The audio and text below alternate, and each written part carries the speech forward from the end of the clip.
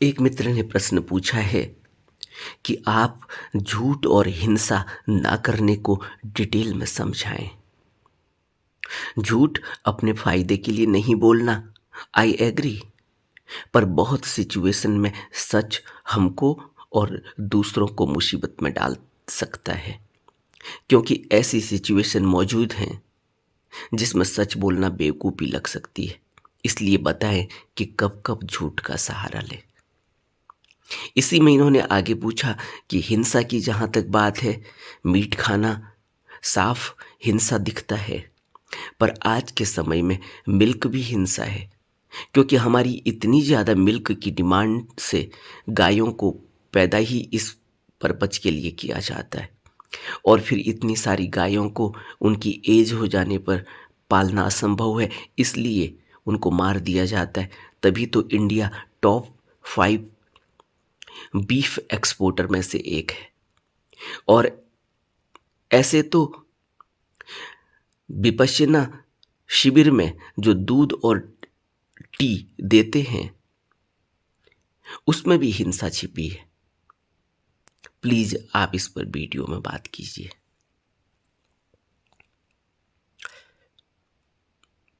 हिंसा, झूठ और हिंसा, इन्होंने दो प्रश्नों पर डिटेल में बात करने को कहा है। मैं झूठ पर आज बात करता हूं। बुद्ध अपने भिक्षुओं को उपदेश देते हैं। बुद्ध कहते हैं कि एक भिक्षु जब कदम रखता है तो कदम रखने से पहले भी सोचता है कि यह कदम जो मैं रख रहा हूं, इससे कोई ऐसा कर्म तो नहीं बनेगा जो मेरी साधना में रुकावट बन जाए। इसलिए भिक्षु फूक फूक कर कदम रखता है।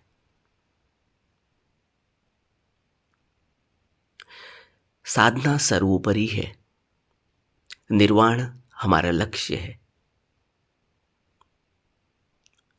बुद्ध किसी भी प्रकार का हमें टॉलरेंस सेट नहीं करते, वो जीरो टॉलरेंस पर बात करते।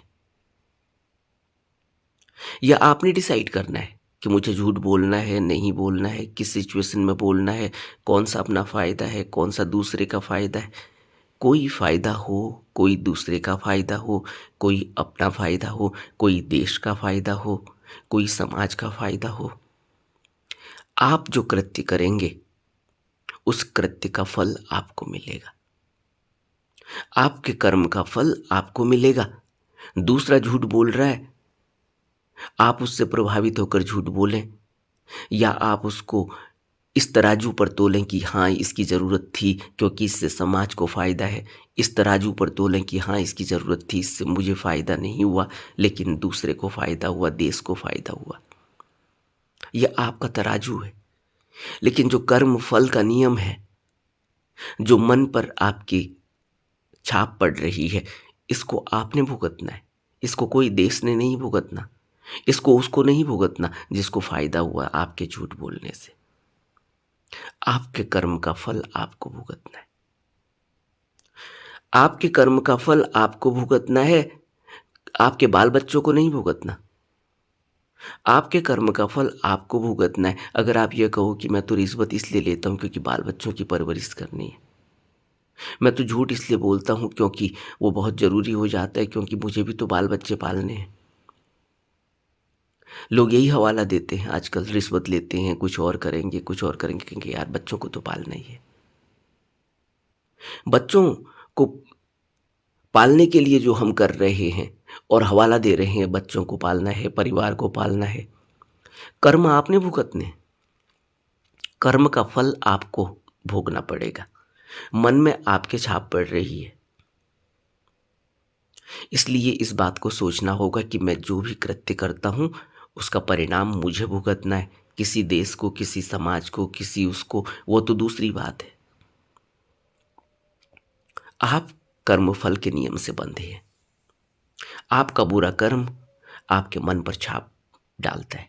इसलिए बुद्ध जीरो टॉलरेंस पर बात करते हैं। और बुद्ध भिक्षुओं से बात कर रहे हैं। भिक्षु कौन होता है? भिक्षु होता है जिसके जीवन का सिर्फ एक ही उद्देश्य है। वो घर से निकला ही इसीलिए है, उसने घर छोड़ा ही इसीलिए। इसलिए बुद्ध उन्हें कहते हैं कुलपुत्र। तुमने कुल छोड़ा, तुमने माँ बाप छोड़े, तुमने समाज की सारी बाधाओं को, समाज के सारे बंधनों को तोड़ा। और अगर तुम अब भी उन्हीं बंधनों के बारे में सोचते हो, अगर तुम अब भी उन्हीं विकारों के बारे में सोचते हो जिनसे फिर बंधन बनेंगे, तो फिर तुमने क्यों घर छोड़ा? यह भी एक प्रश्न है। लेकिन इससे यह नहीं समझना चाहिए कि यह सिर्फ भिक्षुओं पर लागू होता है, उन पर लागू होता है जिन्होंने घर छोड़ा। यह हर उस पर लागू होगा जो निर्वाण की यात्रा पर है, क्योंकि निर्वाण की यात्रा कोई ऐसे टॉलरेंस सेट करके नहीं होगी। वहां तो जीरो टॉलरेंस पे ही जाना होगा। सत्य को पाने के लिए झूठ का सहारा नहीं लिया जा सकता। सत्य तो सत्य से ही मिलेगा, और सत्य किसी झूठ पर आश्रित भी नहीं है कि आप झूठ बोलेंगे दूसरे के लिए, आप झूठ बोलेंगे अपने परिवार के लिए, या आप झूठ बोलेंगे दूसरे के फायदे के लिए, तो आपको उसका कोई फल नहीं भुगतना। फल कहाँ, किसको भुगतना है? कौन इसको नोटिस कर रहा है? इस बात को सोचो। आपका मन, आपके मन में वो रेख लग रही है, आपके मन में वो छाप पड़ रही है। आपका मन छाप पड़ते ही दोबारा से उस कृत्य को करने के लिए लालायित हो जाएगा। अब उसके लिए दोबारा वो कृत्य करना आसान है, क्योंकि वहां छाप पड़ी हुई है, वहां संस्कार लगा हुआ है। आपने देखा नहीं, बहुत से लोग ऐसा झूठ बोलते हैं कि ऐसा लगता है जैसे सच बोल रहे हैं। उनके बोलने में एक रिदम है, उनके बोलने में एक दावा है, उनके बोलने में एक दम्भ है, उनके बोलने में एक कॉन्फिडेंस है। राजनीतिज्ञों को देखते हैं, उनके बोलने में कितना कॉन्फिडेंस दिखाई देता है। ऐसा लगता है कि यह आदमी देश का भला ही कर देगा, लेकिन हकीकत हम सब जानते हैं। सब अपने फायदे के लिए, और परिणाम भुगतने होंगे। ऐसा नहीं है कि कोई देश परिणाम भुगतेगा, हमारे बदले वो भुगत लेगा, या हमारे बदले कोई और भुगत लेगा, क्योंकि हम तो समाज के लिए कर रहे हैं, हम तो देश के लिए कर रहे हैं। हम एक इंडिविजुअल हैं, हम एक स्पिरिचुअल बीइंग हैं, ह्यूमन फॉर्म में। हम ह्यूमन नहीं है स्पिरिचुअल फॉर्म में, हम स्पिरिचुअल बीइंग हैं ह्यूमन फॉर्म में। इसलिए ह्यूमन फॉर्म में आप जो कुछ भी करेंगे, उस स्पिरिचुअल बीइंग पर उसका प्रभाव पड़ रहा है। इस बात को भूल जाएं कि कौन आपका परिवार, कौन आपका देश। आप बिल्कुल ही यूनिक हैं और बिल्कुल ही इंडिविजुअल हैं इस मामले में कि आप जो कुछ भी सोचेंगे, जो कुछ भी करेंगे, उस सब का प्रभाव आपको भुगतना होगा। कोई और नहीं भुगते, कोई और भुगते न भुगते। आपके कर्मों, आपके द्वारा जो कृत्य किया जा रहा है, रास्ते में आप किसी को गाली दे रहे हो, दूसरे पर प्रभाव तो पड़ेगा ही, उसके कानों में भी जा रही है। लेकिन आप जो कर रहे हो उसको करने की संभावना फिर अगले दिन और बढ़ जाएगी, और उसके परिणाम आपको ही भुगतने होंगे। दूसरा आदमी तो आपकी गाली को सुनकर चला जाएगा, लेकिन तीसरा आदमी आएगा, वो आपके कान में 2 थप्पड़ भी जड़ देगा, मार भी पड़ेगी। तो ऐसा नहीं है कि आप किसी के फायदे के लिए गाली दे रहे थे। आप जो कुछ भी करते रहें, परिणाम आपको भुगतने, दूसरे को नहीं भुगतने। दूसरा जो भुगतेगा वो तो भुगतेगा ही, वो अपने कृत्यों का भुगतेगा। तो कहाँ बोलना है, कहाँ नहीं बोलना है। सच सिचुएशन ऐसी होती है कि सच बोलना बेवकूफ़ी लग सकती है, बेवकूफ़ी लगती रहे। कौन बेवकूफ़ी और कौन बिना बेवकूफ़ी की परवाह करता है? कौन भिक्षु परवाह करता है बेवकूफ़ी और बिना बेवकूफ़ी की? भिक्षु को तो बेवकूफ़ी कहते हैं। भिक्षु बेवकूफ़ी तो है, समाज से बिल्कुल अलग जीवन जीता है। समाज की ग्लिटरिंग लाइफ से उसको कोई लेना देना नहीं। एक भिक्षु कौन होता है? जो जब भूख लगे तो उसे उतना भोजन मिल जाए कि उसकी भूख मिट जाए, जब उसे प्यास लगे तो उसे इतना पानी मिल जाए कि उसकी प्यास मिट जाए, बस। वो कोई पोटली बांध कर थोड़ी रखता है। बुद्ध भिक्षु किसको कहते थे? बुद्ध ने पूरे उस बारे में डिटेल में बात की है कि वो किसी भी प्रकार का संग्रहण नहीं करता, किसी भी प्रकार का स्टोरेज नहीं करता। उसके पास 2-3 जोड़ी चीवर होते हैं, एक भिक्षा पात्र होता है। लेकिन बुद्ध जब आर्य अष्टांगिक मार्ग बताते हैं, मध्य मार्ग बताते हैं, तो वहां भी यही कहते कि तुम इस मध्य मार्ग के जरिए भी निर्वाण तक पहुंच सकते हो, और यह सब कुछ ही तुम्हारे विवेक पर निर्भर होगा। घर गृहस्थी में रहकर निर्वाण तक पहुंचा जा सकता है, लेकिन सब कुछ विवेक पर निर्भर है। अब कोई आदमी कहे कि घर गृहस्थी में है, भोग भी कर ले, रोज काम वासना में, मैथुनचर्या में लगे रहें, या बाल बच्चों को, परिवार को पढ़ाने के लिए, लिखाने के लिए झूठ बोलें, व्यभिचार करें, कुछ और इधर उधर से मिथ्याचरण करके पैसे कमाएं, फिर बाल बच्चों को पढ़ाएं, और फिर कहें कि क्या करें, हम तो मध्य मार्ग में हैं। बुद्ध ने मध्य मार्ग जब दिया तो सब कुछ ही मनुष्य के विवेक और उसके संयम और उसके अनुशासन पर छोड़ दिया। और जो आर्य अष्टांगिक मार्ग दिया, उसमें जो 8 अंग दिए, उसको ध्यान में, डिटेल में समझने की आवश्यकता है। सम्यक आजीविका पर बात की, सम्यक कर्मांत पर बात की, सम्यक वाक पर बात की कि कितना बोलना है, कहाँ बोलना है। क्या जरूरत है कि हमें सच बोलना बेवकूफ़ी सी लगे तो हम बेवकूफ़ी करें कि चुप रहें? क्या जरूरत है बहुत बोलने की, चुप रह जाएं। जब बोलना ही पड़े तभी बोलें, नहीं तो ना बोलें। बुद्ध कहते हैं कि एक भिक्षु चुप रहता है, वो कम से कम बोलने वाला होता है।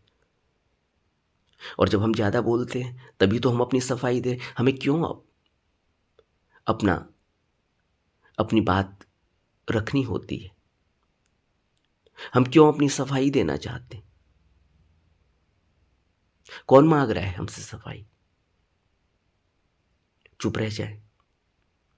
जब ऐसी सिचुएशन आती है कि जहां लगता है कि हमें झूठ ही बोलना पड़ेगा, चुप रह जाए। वो आदमी समझने वाला होगा, समझ जाएगा। न समझने वाला हो, मत समझे, आप चुप रह जाए। जब बोलना ही हो तो उतना ही बोलें जितना सच है, जिससे आपके मन पर प्रभाव न पड़ता हो। इसलिए बुद्ध कहते हैं कि भिक्षु कम से कम बोलने वाला होता है। और बुद्ध यह भी कहते हैं कि भिक्षु ज्यादा से ज्यादा बोलने वाला भी होता है उन मामलों में जहां धर्म की चर्चा हो, जहां धर्म का श्रवण हो, धर्म की चर्चा हो, सत्य की चर्चा हो।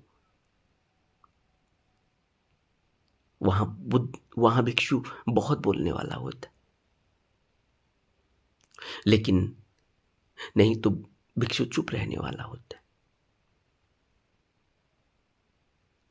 क्योंकि भिक्षु तो कुशल कर्म करता है, उसका कर्म किस अपने हित के लिए तो है ही नहीं, लोक हित के लिए है। और लोक हित के लिए वो झूठ थोड़ी करता है, वो लोक हित के लिए गलत थोड़ी करता है। वो वही करेगा जो उसकी सामर्थ्य में है, कुशल है। ऐसा थोड़ी है कि वो लोक हित के लिए कर रहा है तो वो कहीं से चोरी करके, कहीं से मिथ्याचरण करके पैसे लाए और फिर कहे कि चलो आओ भंडारा करते हैं, हजारों लोगों को खाना खिलाओ, भूखे हैं सब लोग। मिथ्याचरण, चोरी करके खाना, पहले कमाना और फिर उसके बाद उसको भंडारा करना, बांटना, ऐसा कोई भिक्षु नहीं करता। ऐसा कोई आर्य अष्टांगिक मार्ग नहीं बताया गया। आप सदाचरण से कमाएं, सदाचरण से कमा के अपना गुजारा करें, और जो बचता है उसको, उससे दूसरे को दान दें, दूसरे का भला करें, जरूरतमंद की मदद करें। लेकिन जरूरतमंद की मदद अगर आप ये करेंगे कि मैं झूठ बोल रहा हूं क्योंकि जरूरतमंद की मदद करनी है, अपने लिए थोड़ी कर रहा हूँ। ये कोई लॉजिक नहीं है। और बुद्ध इस लॉजिक पर कोई विश्वास नहीं करते, कोई बात ही नहीं करते। इसलिए बुद्ध कहते हैं सम्यक कर्मांत। कौन से कर्म करने? सम्यक आजीविका, कैसी आजीविका कमानी है? अगर हमने आजीविका सम्यक वह समझ रखी है कि खूब ग्लिटरिंग लाइफ जिएंगे क्योंकि खूब पैसे हम कमा रहे हैं, क्योंकि हम ऐसे पद पर बैठे हुए हैं, हम दूसरे का भी भला कर रहे हैं, तो अगर हम किसी भी प्रकार के मिथ्याचरण और झूठ से ग्लिटरिंग लाइफ जी रहे हैं और जो कमा रहे हैं उससे हम दूसरे का भला भी कर रहे हैं, तो वह भला करना भी, उससे कर्म तो हमारे बन ही रहे, हमें ही भुगतना होगा। हाँ, हम ऐसे पद पर हैं जहां पर हम सम्यक आजीविका कर रहे हैं, हमारे पास ऐसे साधन हैं कि हम ज़्यादा कमा पा रहे हैं और शुद्ध जिंदगी जी पा रहे हैं, सम्यक रूप से कमा पा रहे हैं, तो उससे अपना कितना इस्तेमाल हम करते हैं? कौन साधना के पथ पर चलने वाला ग्लिटरिंग लाइफ जिएगा? साधना पथ पर चलने वाला तो बिल्कुल ही सदाचारी होता है, साधारण जन होता है। उसकी वेशभूषा, उसके जीवन जीने का तरीका, उसके रहने का तरीका तो बिल्कुल ही साधारण होता है। फिर भी उसके पास है तो वो फिर मदद करता है, क्योंकि मदद करना उसका स्वभाव है, मदद करना बुद्ध का स्वभाव है। और वो मदद न तो अपने दिखावे के लिए करता, न अपने ईगो को सेटिस्फाई करने के लिए करता, न किसी मान बढ़ाई के लिए करता। वो इसलिए करता है क्योंकि वो बुद्ध का स्वभाव है।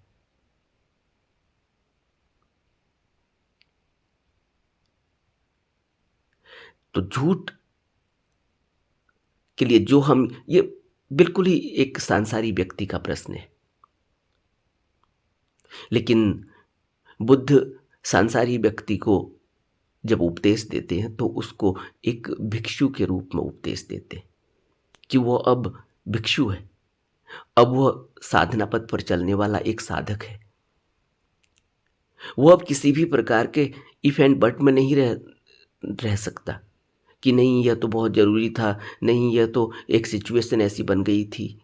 सिचुएशन कैसी भी बन जाए, आप जो कुछ भी कर रहे हैं उसका प्रभाव मन पर पड़ रहा है। आप कितने भी तर्क दें, कितने भी लॉजिक दें, कितने भी अपनी बात को रखें, उससे कुछ नहीं होने वाला। आपके मन पर जो छाप पड़ गई है उसका परिणाम आपको भुगतना होगा। इसलिए बेहतर है कि झूठ का सहारा ही न लें, इसलिए बेहतर है कि चुप रह जाए, क्योंकि बुद्ध कहते हैं कि भिक्षु कम से कम बोलने वाला होता है। धम्म की चर्चा में जो सत्य की चर्चा है, जो सार है जीवन का, वहां भिक्षु बहुत बोलने वाला होता है। लेकिन जहां भी, क्योंकि संसार में तो ये परिस्थिति आएंगी, चुप रह जाए, कम से कम बोले, इसलिए एक भिक्षु चुप रहता है। आज सिर्फ झूठ पर बात की गई है, अगले वीडियो में हम हिंसा पर बात करेंगे। नमो बुद्धाय।